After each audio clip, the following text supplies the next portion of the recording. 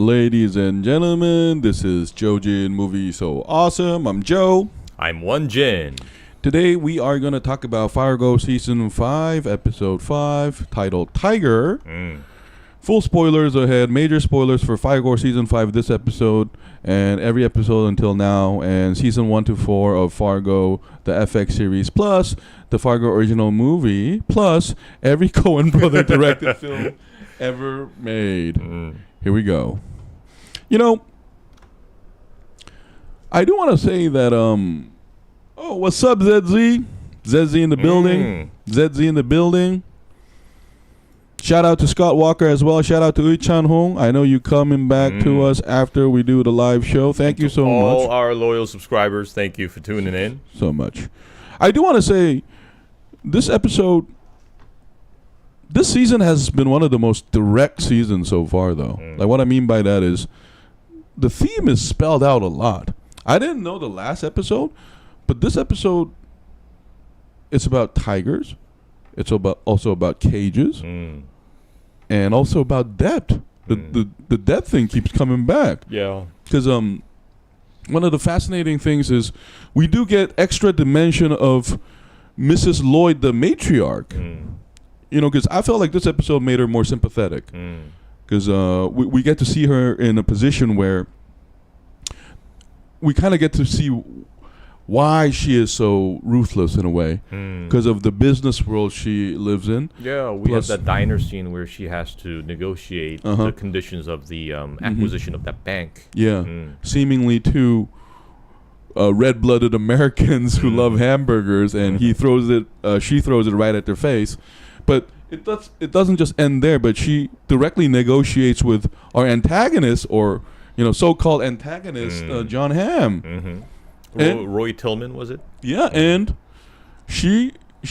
her spine is not to be fucked with. Like she holds her own. And we do get we were kind of guessing this, but she does spell it out directly about how I don't love my daughter-in-law, but my son loves her. Yeah, and my granddaughter. Yeah, so whom I'm very fond of. Yeah. I mean, that was such a gangster thing to say. I'm fond of my granddaughter.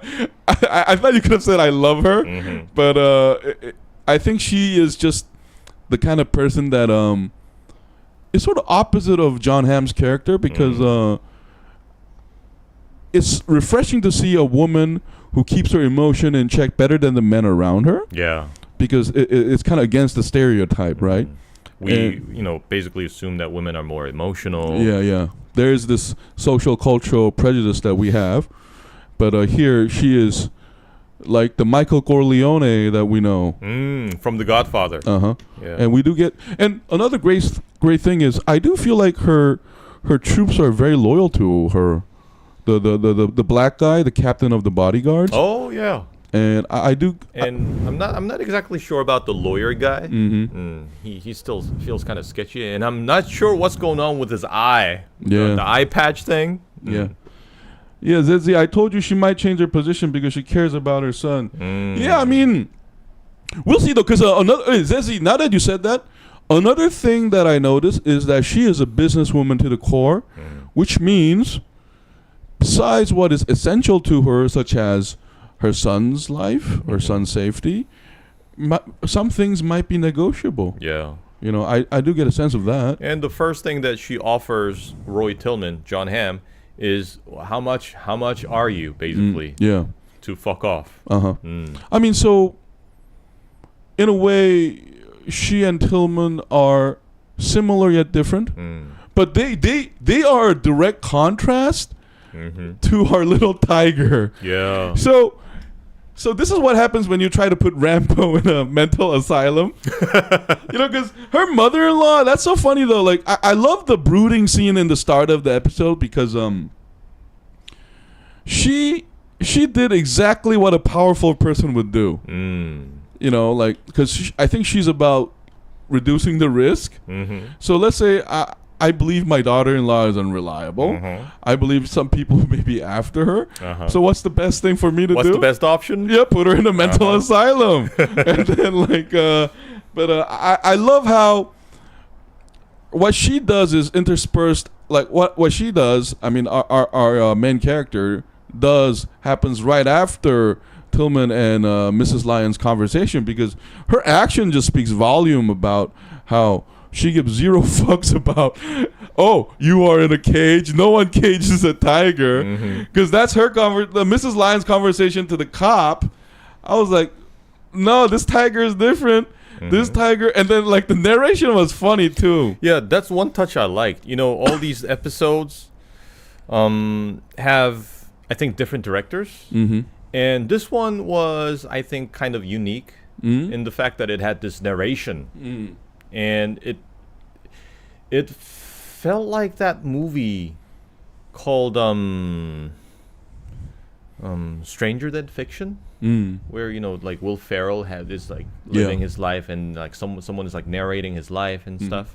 So it's kind of a different take from the previous episodes. That's one thing I like. It was refreshing. Yeah. And it wasn't too awkward. No, because like narration is a way, because remember, every Fargo episode start with these are true events. Narration is a very deceptive thing. You know, I mean, Stranger Things, the great thing about Stranger Things was not Stranger Things, Stranger Than Fiction. Okay, yeah, Stranger Than Fiction. I know that movie. So I'm talking about the narration acts very funny there, because the narration and the action is different. Yeah. So it's kind of the same effect here, but this time I thought the narration was a little simpler than that though, because it's a direct reference to Juno Temple's character. It's almost like explaining her, and then now we get Tiger directly now, because she used to be called Rambo by the other cop. So it was interesting. Maybe they won't do it in like 3 episodes after this, but that might come back again. You know, and you know, because bringing up the tiger is also about cycle of life. I think there's a lot of themes that can go there, and the reason why we wanted to name this podcast Tigers, is because I also noticed another tiger is missing. You know, which tiger? The tiger that might be immortal. Oh, that guy. Oh, yeah. That guy was missing in this episode. I completely forgot. Yes, I was thinking, like, if Juno Temple is a tiger, what is he? You know, I did that. A dragon. That's what he is. A mythical creature. I'm glad you brought that up, because remember season 1? Billy Bird Thornton's character says, you know, Matt used to say there used to be dragons here. Oh. So, I mean, that's a good point. Yeah, this show has never been shy about bringing up the mythical. I mean, we saw UFO. Yeah. So, I mean, we saw a UFO. Yo, maybe this one will like shock us around the 8th episode. Like, did this really happen? Yeah, maybe he will turn out to be Babadook or something. But it was I want to really say I love the pacing too, and again the action was so quick and so fast. But I do wish the cop will get a chance to have more action, though. I do feel which cop? The married to the dumbass golf guy. Oh, okay. Yeah, obvious. Like, I do wish, you know, because I'm getting a lot of No Country for Old Men vibe here. You know how in No Country for Old Men, Coen brothers, by the way. Yeah, one of the thing about there is the sheriff mentions his grandfather and his father. How time has changed, but this time it's John Hamm saying that. But remember in No Country for Old Men, one of the saddest thing about that is there's an unstoppable force that could be either some kind of evil within men plus capitalism, but the sheriff can do nothing to stop it. Yeah. So I'm kind of getting that vibe a little bit too, because remember in prior seasons, the everyman cop, every woman cop, while they cannot stop the mayhem, they do serve us some justice, though. You know what I mean? Not perfect. Yeah. Because in season 3, the rotten teeth guy gets away with everything, or at least it's implied that way. But I do feel like the 2 cops here seem so powerless. I do hope, like in later episodes, they do get a chance to, you know, play a part in this bigger thing going on. Yeah, I agree, and I'm pretty sure that they will eventually serve us some justice, but it's not going to be complete. You know, judging from like what Coen brothers have shown us so far, I'm pretty sure they're going to go with the same theme. And I also wonder where the other cop is, the injured one, the one who got shot in the leg. Yeah, so I'm pretty sure. I think we're starting to like set the pieces, and I can kind of expect that Dot, aka Nadine, will join forces with the female cop Indira, or maybe at least she's gonna be like this, like kind of like a hesitant helper. No, but like. I think different. I think what's going to happen is a season 2 scenario. Remember in season 2, the father-in-law cop had to defend against the psycho second son guy against Fat Damon and Fat Damon's wife. They were separated. Yeah. So I'm saying, like, I think Scotty might be in danger. Jesse Plemons, people, by the way. I'm so sorry. I started calling him Fat Damon. It's his fault. I used to call him Jesse Plemons, I think, but Wonjin kept saying Fat Damon like it's his name. No offense. I'm so sorry, Jesse Plemons. We were big fans since Breaking Bad. But anyway, back to the point. I do feel like Scotty being there, the cop might have to face one of Tillerman's minions, such as Gator, and she might have to defend. And then, like, here's the funny thing: I do think the golfer husband is gonna get to use his clubs on some fucking goons. Yeah, we're seeing like him complaining a lot about those clubs. Yeah, so I was like, and I mean, it's not gonna be for nothing. Yeah, I do feel like we saw sledgehammer action, so I do think golf clubs are gonna play a huge part, and maybe Scotty will like do it too, because remember, if Nadine is a tiger, she's a baby tiger. So... Ooh, Scotty? Yeah. That's right. Yeah, and John Hamm shouldn't have said that where, oh, you have boy's name? I'm like, what the fuck? Like, what if she does? Like, what do you think that means, motherfucker? Well, I love how that's set up, because just for that scene, we see Lorraine dealing with those businessmen with the business, and basically she's, like, trying to break the stereotype on women. But Roy Tillman just brings it all on, like in the first meeting. Yeah. I can so tell that she hates him to the bone. Hey, I'm going to say another thing. Wonjin, like, to our subscribers, I'm going to make a prediction here. I think something is going to happen to John Hamm's, like, penal area. I do think so. I do think there's, like, a huge hint of some, like, real external damage to the penal area. Yeah, that reminds me of him, like, walking out of the tub. No, exactly. So, like he keeps mentioning this, penile thing, like, almost Freudian, like my dick is huge, my dick is huge. So, like, this being that kind of show, I do feel like there might be some damage to the genitalia of him, like, and well deservedly so, because he keeps bringing it up, like even against, like, because if I was facing the Debt Queen, Mrs. Lyons, like, you would get a sense that she would. I feel like she can definitely shoot somebody in the face. Like, you know what I mean? And maybe like, maybe with the lawyer it doesn't have an eye because Mrs. Lyon shot him by mistake. Remember, like, Dick Cheney? That's like Dick Cheney thing. Dick Cheney stuff. Because I think that's such a Harvard Ivy League gangster thing. And didn't Dick Cheney shoot a lawyer? Yeah. So I'm like, I'm pretty sure this would be such an inside joke. No, but like, I bet, like, this is gonna be so funny. Let's say Mrs. Lyons and the lawyers in the panic room, right? And then they're all like with the black bodyguard captain, right? And the lawyer is losing his shit. And I bet like Mrs. Lyons like, shut the fuck up! I'm gonna shoot your other eye too. Like, she gets an Uzi.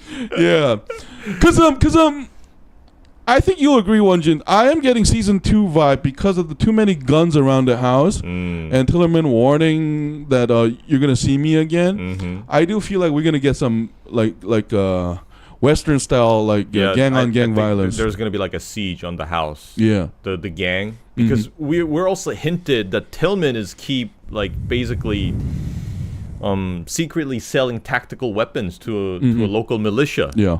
And those boys will come with those weapons. I definitely agree. And I'm hoping to see some action, because I don't think Miss Lyon is completely unprepared. I'm pretty sure there's something up in that house. And with all those security around, I'm pretty sure that there's gotta be something that can handle such attack.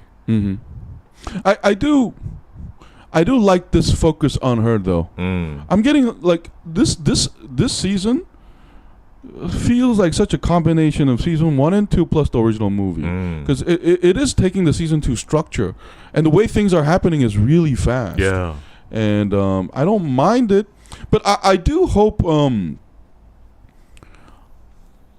I don't know though. There's the one downside is, the great thing about season 2 is every character felt like they had depth though, But here I do feel like some characters are getting more depth and showtime. Yeah. I think part of that is because Juno Temple is such a great actor here, such a great lead, and she is the center of attention. Yeah.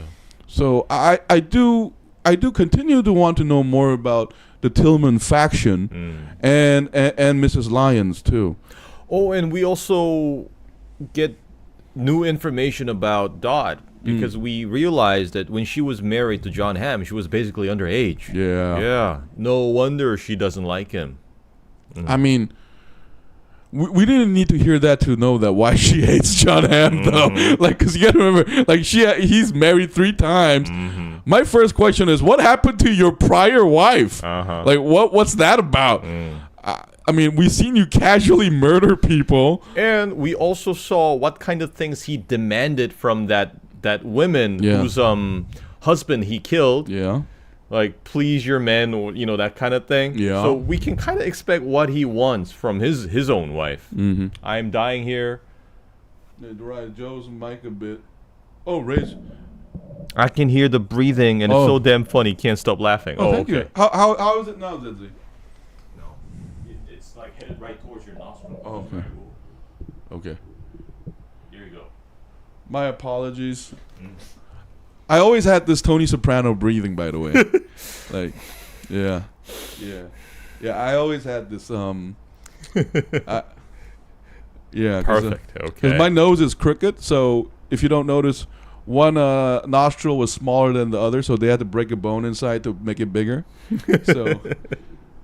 Yeah, I'm just sharing details that you didn't ask for, but there you have it. But anyway, so we can tell that she must have had like a horrible marriage experience, and she ran away. I also like that exchange between Lorraine and Roy about basically talking about Nadine as like an object, like they lost and picked up and stole. No, but see, that's why this podcast is titled Zookeepers, man, because. One of the things I love about Fargo is it always makes me think that the world is actually a jungle. And you know how Lorraine told the cop, you're in a cage? Well, I wanted to say, is the cage real, though? You have somebody like Nadine who can change her identity. And you guys talk about legality all you want, but when that tiger comes with the M16, she's not going to give a fuck. And remember that other tiger that's not here, who could be possibly Satan's seed, Beelzebub's bitch, whatever you want to call it, that grave kisser, zombie, whatever. Like, because remember, like, he was frightening because John Hamm said, you care about money, though, right? But his action shows that his definition of depth is quite different from John Hamm. It sure feels like Lorraine and John Hamm's value system won't work on him. Yeah, I mean, your definition of dead is very different from mine. Yeah. You guys all talk about dead, but you're the one who's dead. It's ironic because how John Hamm keeps mentioning Hammurabi, right? But, if you think about it, he's also bartering on, he's putting values on things that I don't think, Lorraine didn't care about what he cared about. The value system didn't work. But she could handle those men, at least, because those men, those banker dudes. Oh, by the way, her logic of trying to enter the credit business, it made me sympathize with her even more, because it's funny how they use tiger instead of something like mama bear. Yeah, it is. I think it's intended, though. I mean, her last name is Lion, but they use the word tiger because tiger is a very solitary animal, whereas lions aren't. And also mama bear, I think it's very different. I think tigers are much more vicious than a bear. You think so? Yeah. No, bears? No. Because bears, when you watch cats, like stray cats, they will stalk, pounce, and kill even if they're not hungry. It's like their instinct. Bears don't do that. Yo, but bears tear you apart alive. Yeah, only if they realize that they're being intimidated or threatened, or like they're messing with their kid or something. Yo, wait up, hold on. Tigers are very territorial. No, bears are territorial too, man. Like we can, I'm not trying to like deflect you. I'm just saying like we can talk about this for hours, man. That's why we actually have before in Korean our podcast. No, wait, let's talk about this. No, no, but tigers, it depends on. Bears are such a large species. We have to divide it to polar bears, grizzly bears, the American brown bear, and if you're talking about like the normal black bear, maybe, but grizzlies and polar bears. One thing you have to realize is they're always hungry. Like there is like rarely instances they're not hungry, man. They're gonna kill you. Like tigers, I think on the other hand are okay. We have to define viciousness, but tigers just kill you straight up. But bears eat you alive, So I'm so sorry. Yeah. Hey, this debate can go on too long. Well, that was not what Wonjin was trying to say. He was talking thematically. Yeah. But I went into biology. I want to focus on the solitary nature. Yeah. There the we tiger. go. They are definitely like apex predators. All of them, bear, tigers, lions. Exactly. But I think they're all very unique in their own character. I know, but I think another thing is like tiger. Remember like William Blake's Tiger like poem? It's about sheep and tigers. I think tigers just play more as what you're describing is like the Western tradition literal sense of the tiger. Yeah. It's either lions or tigers, right? Lions are the coat of arms, and then Mrs. Lyons, the matriarch, definitely fits the lion. Very royal. But tiger also plays that the uncontrollable part of nature, the predatory nature. I'm not talking about biology. I'm talking about like the figurative, cultural aspect of how we view the tiger. So you're absolutely right there, and being a tiger does imply that she's not a sheep. And remember, because that goes back to season 1 where Angelina Jolie's ex-husband keep talking about like.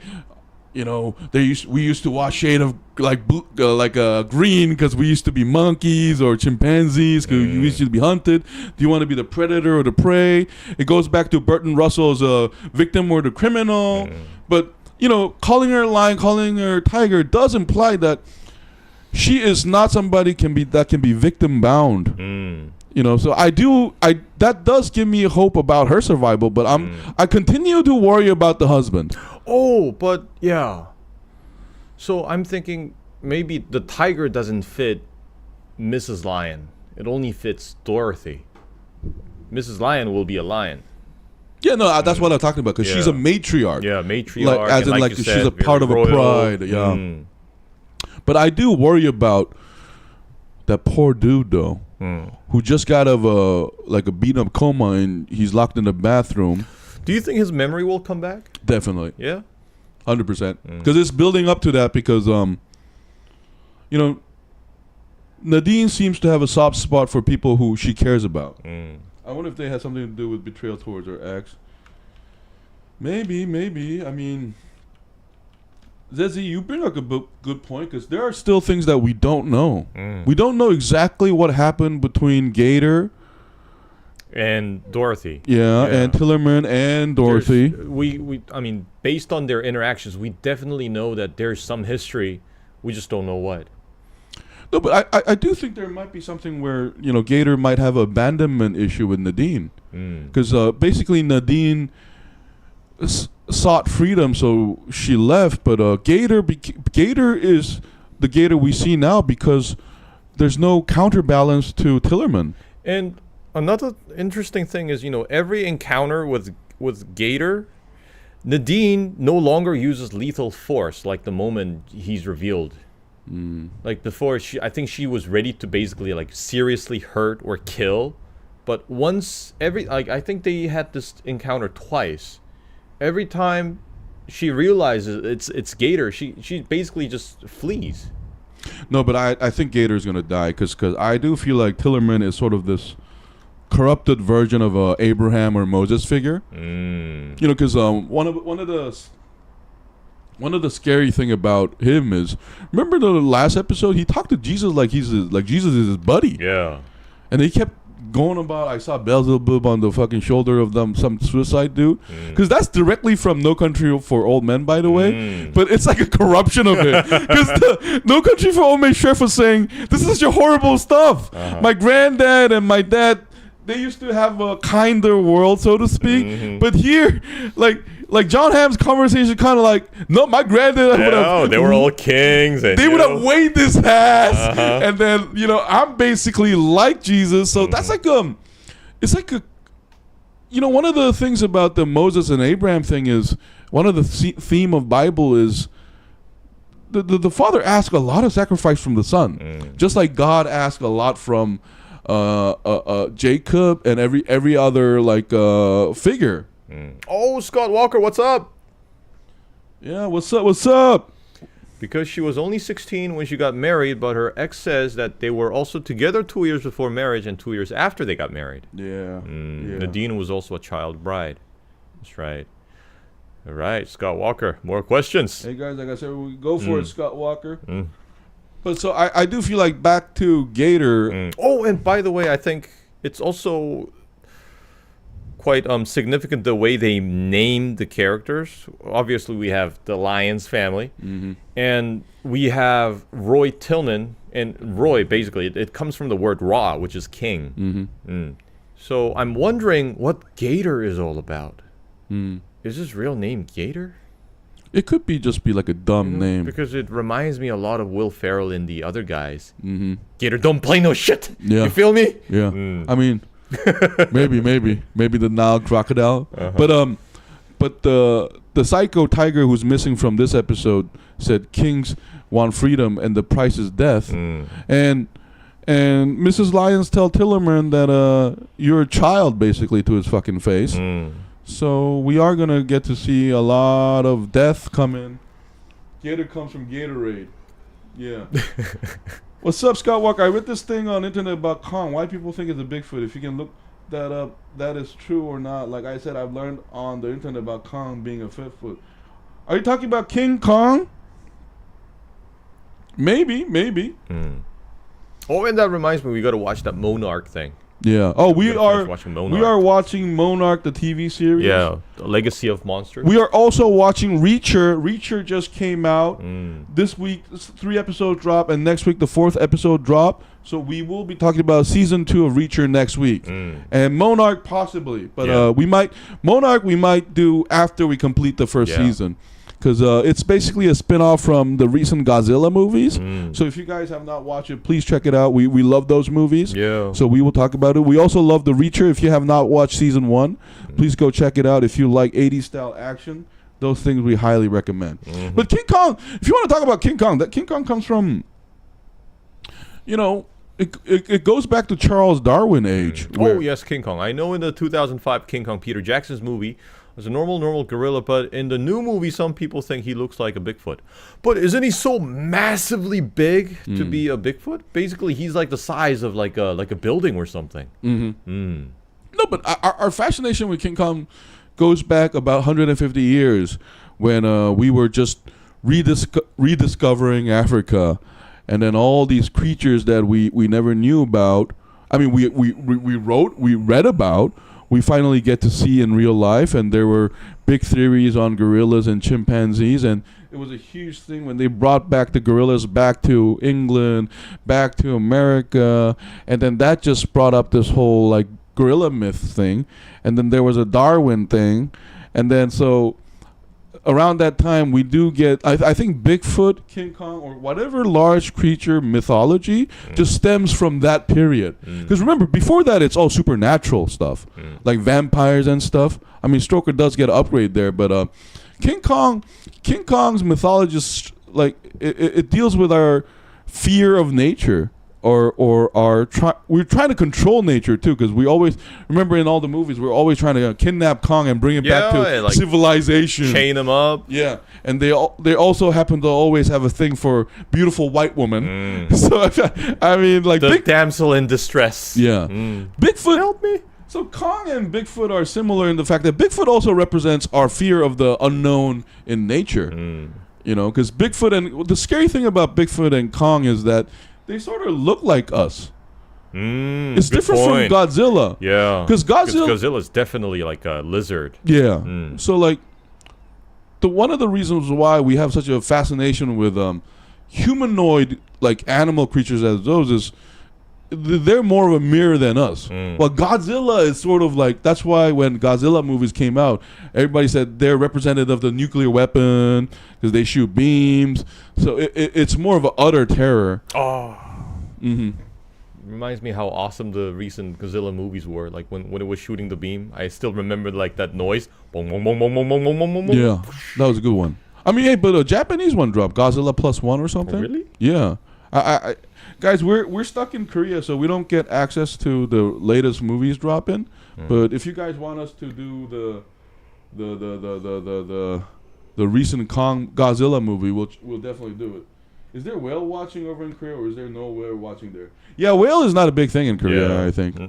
Yeah, I've never heard of it here. And Japanese eat whales, so yeah, and they also hunt them. Yeah, which a lot dolphins and whales. A lot of organizations around the world are furious about. Yeah, because they also do that, the dolphin hunting stuff. Yeah, in East Asia, I think.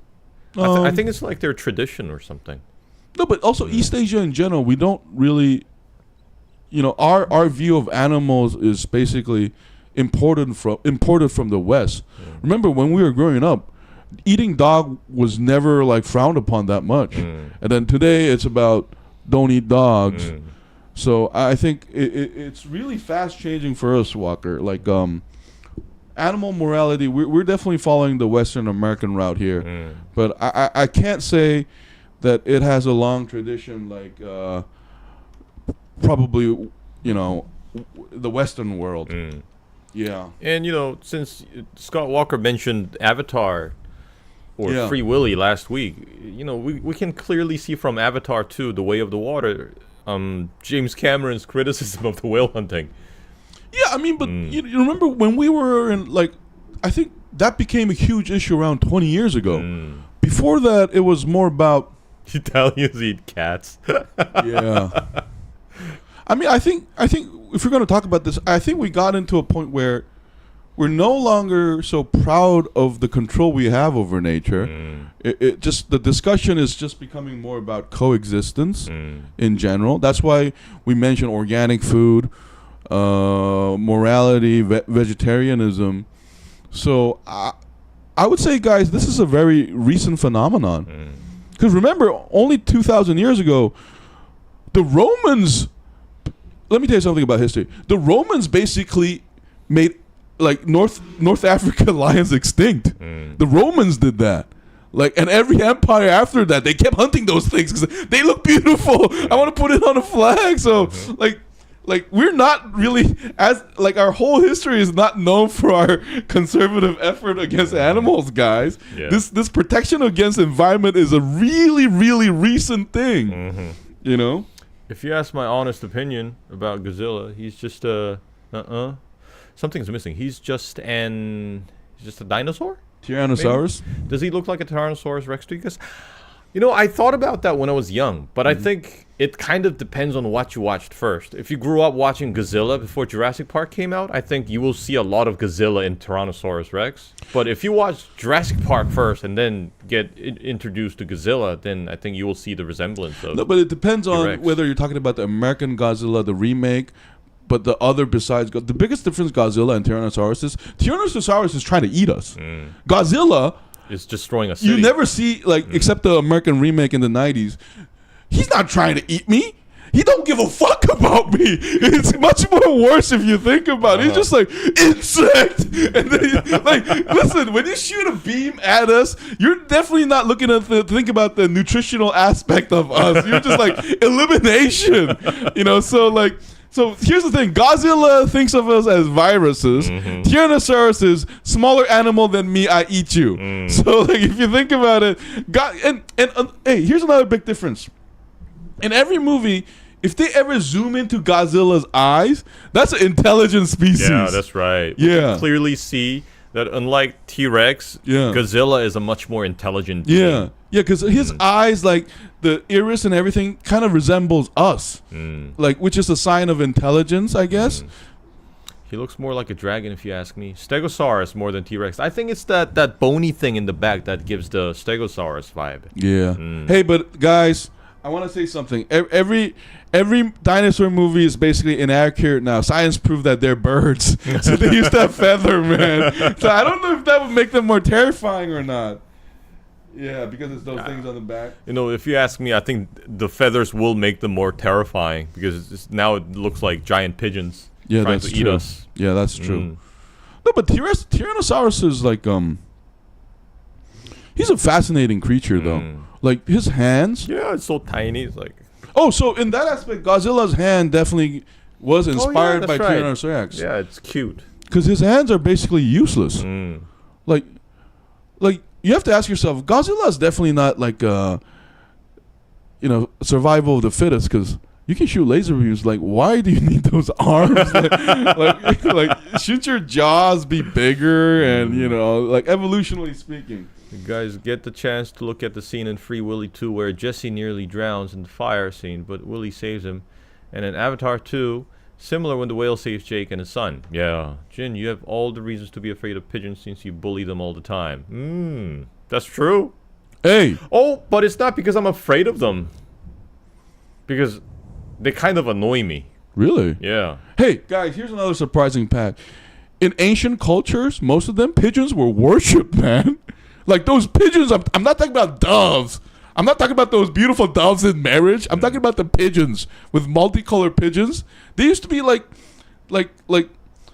our companion. In Roman times, like birds were sacred. What I'm trying to say is like our cultural view of animals sometimes are just like very much of our own. I don't know. I think I'm pretty sure they ate them. And they only kept the pretty ones for celebrations. No. Like, let's all eat all these pigeons. But that white one looks pretty. Keep that. No, that's completely wrong. Because the Latin word for pigeon and dove, I'm sure, is like... we have more words than the Romans. So what we know is the Roman word pigeon, or dove, whatever, like it included both of them. And the majority of them is the pigeon we see in Seoul all the time. Like pigeons were like pets, Well, they were representing the first long-distance communication device. Oh, that's right. Well, I mean, pigeons were used in emergency, though, Zetzi. Like courier pigeons. Yeah, very, and I think, they were... In Europe, I think they actually had, a postal system with pigeons. They're like prehistoric cacao. Definitely. I mean... But I'm saying, pigeons are much more intelligent than we give them credit for. It's just like the way we view pigs. Cow is a dumb animal, in our perspective. Pigs are actually smarter. But if you look at, our cultural perception of them, pigs are always portrayed as kind of a... Lazy, idiots, dirty, dumb. Yeah. Whereas in cows is our friend, our companion, because we fucking kill them later. We shank them and then eat them, so, Yeah, they... So anyway, oh man, we can talk about animals forever. Yeah. But anyways, we need to go back to Fargo. So let's wrap up Fargo, episode 5. So tonight I know Godzilla is an overgrown lizard. If I believe he's a mutated overgrown Tyrannosaurus Rex. If honest opinion about Godzilla, he's an overgrown T-Rex. Well, but Walker, here's the thing though. Godzilla shoots laser out his mouth. That's the big difference between dinosaurs and them. I mean, and I think if you look at the design of Godzilla, East Asian culture, we have a thing for what we call monsters for a long time, though. Starting around 100 years ago when Japanese were drawing it all over it. So I do think it and I think they're modeled more after, those things called Komodo dragons? Yeah. I think they're modeled after that. Komodo dragons? Yeah. Komodo dragons are scary fuckers. Any reptilian is I don't know about Komodo dragons. Do you know Nile crocodiles can live hundreds of years? Oh, there we go. That's what they look like. Yeah.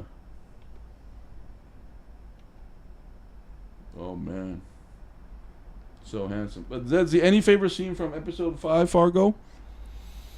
My favorite scene was a confrontation between Lorraine and Roy for the first time. That was interesting. and because we both know that this is like the Matriarch, and then we have the Patriarch. So I was wondering how they would like each other. One of I agree that's definitely top two, but one of the thing was for me was when Nadine was locking her husband up. And she was waiting for the confirmation for him to lock the door. Because that was a character moment, because the husband is begrudgingly still trusting her, but we already see we know that he's no longer in 100% trust of his wife. I mean, there was the beautiful hug, but I think we're gonna see that crack open, and when he does it, it's gonna hurt Nadine more than any bullets flying her way. Because I feel like she's kind of presented as a person that can handle physical pain, handle any material pain, but her pain is a very spiritual one and a mind one. And I do think that is going to give her some critical emotional damage. Or maybe something similar from Scotty. What do you mean? Scotty eventually finds out something that, if it was eventually Dorothy, her mother, who put her father in harm's way, and she was responsible for it, and maybe she would show disappointment. That would also hurt Nadine. So maybe the husband, maybe the daughter. Yeah, I love the hospital scene when Dot changed the rooms and had a conversation with your other patient that was so rude to her. Yeah. That's right. I forgot about that scene. No, that was sort of the show's way of saying, making us complicit too. Because the moment he was an asshole, let's be honest, he doesn't deserve to get kidnapped and beaten up by treated. But it kind of made it better, I guess. But I was kind of concerned because I thought she was going to smother him and basically suffocate him to death with the pillow. No, but he was an asshole, but come on, guys. Just because you're an asshole doesn't mean you get to get kidnapped by 3 complete strangers, possibly tortured to be tortured now in a barn that you've never been. And that guy, I think, has cancer. How much do we really know about this guy? He doesn't deserve that. Yeah. Yeah. Hey, Scott Walker, what TV series MASH do you find that TV series offensive, or do you think it's a good TV show? What happened in the Korean, what does that say, wave? Do you think it's good TV series? Korean War? Oh, Korean War. Oh, man. Walker, you mentioned a very, very huge topic there. Yeah, they don't even know that he's not the husband. Yeah, that was surprising because I only then realized that the goons had no idea what Dorothy's husband looked like. Yeah. And they just fell for it. Well, anyways, TV series MASH? You find...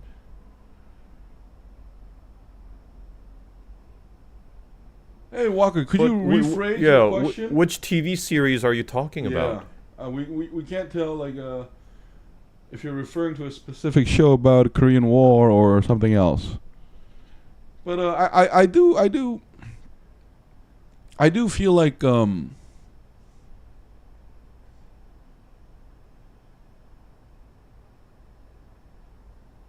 anyway, let's wait for Walker's answer. But in the meantime, let's give a score for the episode 5. Episode. I would probably give this episode an 8. 8. Yeah, it's a solid 8. I would give it an 8 out of 10. I'll give it a 9. I do. In this show's defense, I still think this is build up. I think despite the fast pace and the action, this is still build up for something bigger that's about to happen. The usual mayhem, so to speak. But I think what's going to happen this time is the mayhem, just because of the pacing, I think the mayhem's going to happen much more faster in episode 6 and 7. And we might get something new out of Fargo in 8, 9, and 10. I think they're trying to go that direction. One thing I did not like about this episode is the fact that, the mental ward that Dot was put in just happens to be the same hospital that her husband was placed in. I thought that was too convenient. Because I think usually mental hospitals are separate from most medical clinics. Yeah, I mean, there is definitely a pacing issue here, and there are a lot of convenient things happening to make the story go on, so that all the pieces fall into place. Yeah. But I do feel like the climax we expect is going to happen much more earlier in episode 6 and 7, and then 8, 9, 10 is going to be something new we never seen before. Yeah, like something of a maybe like a side mission after the main mission, where the side mission is even more enthralling and scary. And we will also have that divine intervention thing where like something supernatural happens. Yeah, because hey, this season has a lot of pieces going for it too. But I gotta say, I think they learned from season 4, so they're taking no breaks from the all these threads. They're gonna go mesh it really quickly. I think that's what's happening here. Yeah. And I think next episode we are definitely gonna see that psycho Beelzebub guy back. You know, I think he's sort of the combination. He's more scarier in a way than the psycho nurse and Billy Bob Thornton. Yeah, because there's something. Yeah. Oh, the guy with the pancakes. He's gonna be the trigger for the divine supernatural thing. Yeah. I mean, this is Fargo, so they're not gonna drop hints unless they're building to something. So the Christian imagery being so mentioned a lot is definitely something we have to take into consideration. There's an American TV series that is MASH about the East doctors helping men in Korean War that are injured or sick, and they have to make them feel better. American soldiers in the Korean War. Oh, so there is? He's talking about the MASH, the series. I know what he's talking about. The American TV series. Oh, there's a TV series. I think it's called MASH, or I don't think it's MASH. Is it MASH?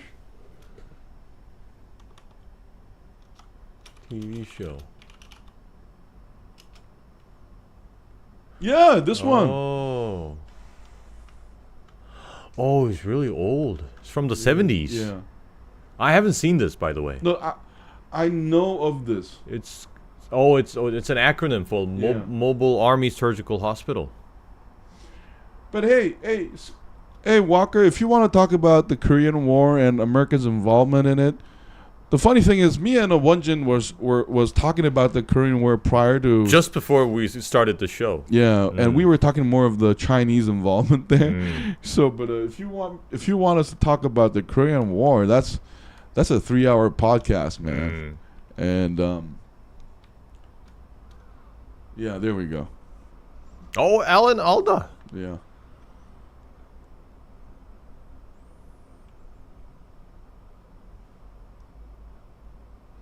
Surgeons who served in the Korean War. All right. No, that didn't offend us all, Scott Walker. Like, no, because America's role in the Korean War, the general public in Korea's perception of it is very positive. Yeah, because the involvement of the UN forces, and especially the United States, is pivotal in keeping this nation intact. We're not offended at all, Walker. Don't worry about it. MASH, I know of this series because I think there were a lot of attempts to like capitalize on this and remake it or something. But in Korea itself, though, we never get like a Stanley Kubrick, I fell in love with the bomb, or dark comedy thing of wars, though.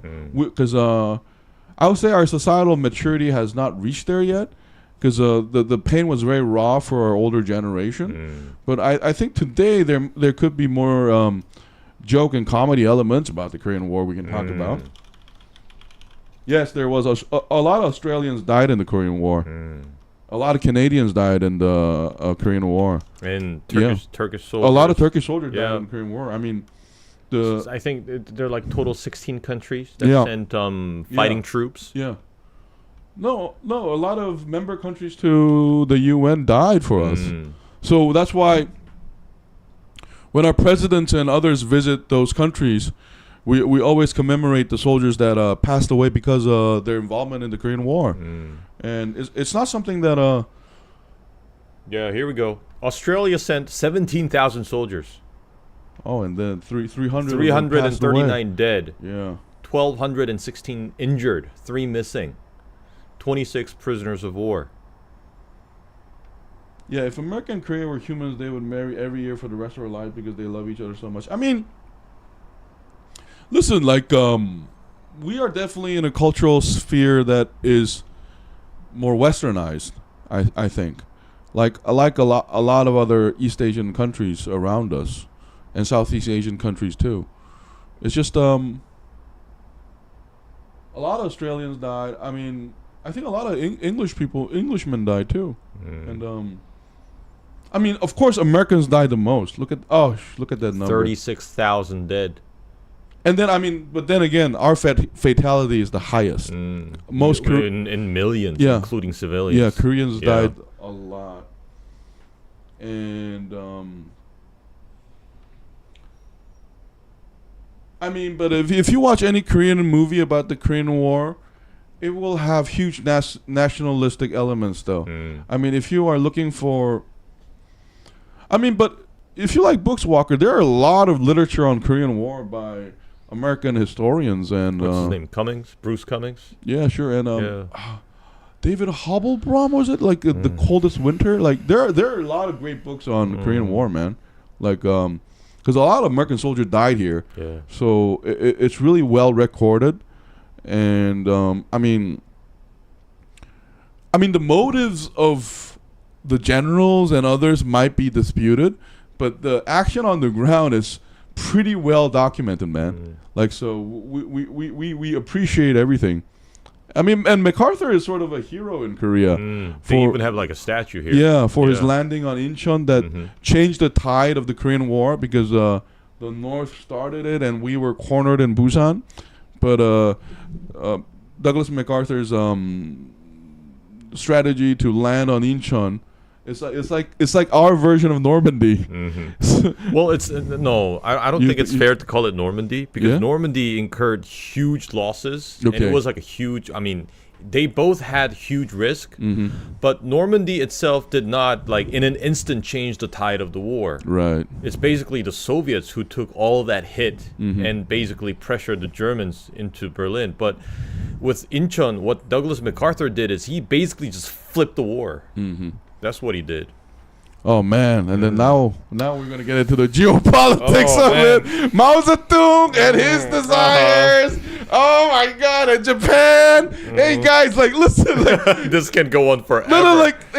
Like we don't mind doing this ad hoc like this, but maybe in a different time where we're more like well rested with clear brains. Then we can talk about this for hours, guys. You know, people who don't join the live stream will expect us to talk about Fargo. Yeah. But basically, like half the stream is like filled with ad hoc conversations about something else, they will be annoyed. So we appreciate your comments, guys. To wrap it up, America, fuck yeah. So anyway, Fargo, we give number grade 9, and then listen, before we end it.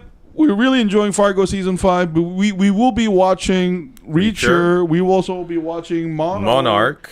And then there's a new movie by Emma Stone coming out called we're gonna check. Hey, if you guys have any suggestions or latest movies, please leave it on the reply, guys, and we will check it out. And we will also get the new Aquaman next week. Oh yeah. The new Aquaman's coming out. We have to watch that too. Yes. Because we kind of really liked Aquaman, the first one. It was surprisingly good. Yeah. Hey Walker, did you check out Fargo? So like if you want to check out Fargo, I think you might like it too. And Walker, I watched Scream 5. I loved it, but I still haven't seen it. Yeah. I will definitely watch it by next week. Okay. All right. The Scream is the one that came out in 2021 or something, Yeah, right? 21 is 5, and I think the latest one is the next one. It's like the Scream 6. Yeah, because I watched the one where it says basically it's like a reboot of the thing. Yeah, because I think the movie was called just Scream. Yeah, that one. I watched that one. That's the one I have to watch, right? Yeah, that one. And then maybe we can discuss the Scream franchise. I really want to hear your opinion, guys. What's up? What opinions? Yeah, I gave a nut. I still haven't figured it out why The series is called Fargo. No, it's kind of like because the original movie is called Fargo. Because it happens in Fargo. No, because you got to think of the reason why they do that. I think is because it's like Gulliver's Island. It's sort of this place that could be real, or not, and it's toying with our expectation of what is truth and what is not, what is story and not. So the name of the place being weird is part of that charm. You know, it's like Gulliver's Island or Atlantis. It could be called anything. It doesn't even need to be real, but it keeps saying it's real. And one of the things you have to realize is like the spirit of the story is true, not factually. So I think it's also a homage to the Coen brothers, because that movie carries so much meaning. Yeah, exactly, Zenzi. What's up, Scott Walker? When you guys get the chance, why don't you watch both movies in both Free Willy 2 and Avatar: Way of the Water? The whale saves Jack and his son, and the scene is Free Willy 2 saves Jesse, please.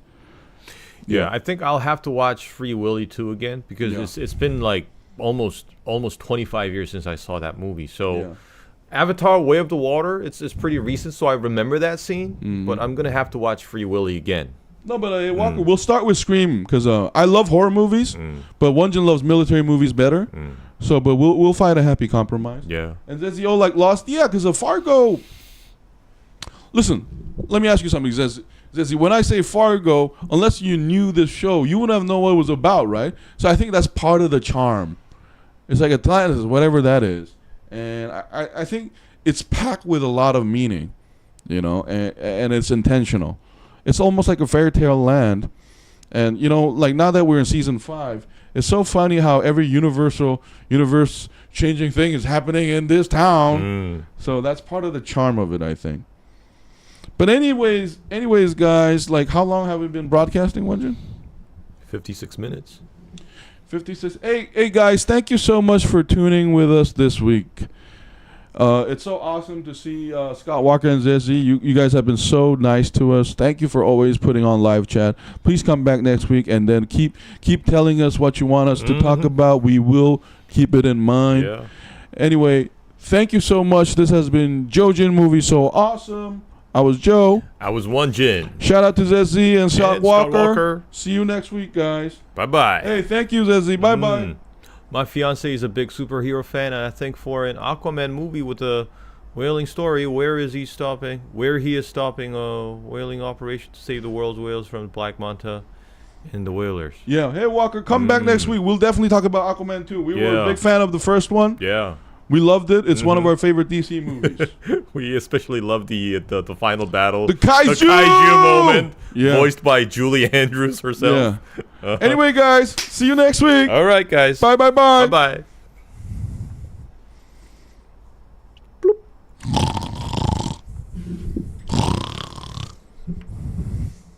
Oh, no. The house is on fire, Wonjin. The house is on fire. Get the children. Save the kids. They're coming in through the back door. Oh, no. They're climbing up the stairs. The window. They got me, Wonjin. Run. I loved you. I need to confess. I always loved you. I had a thing for you.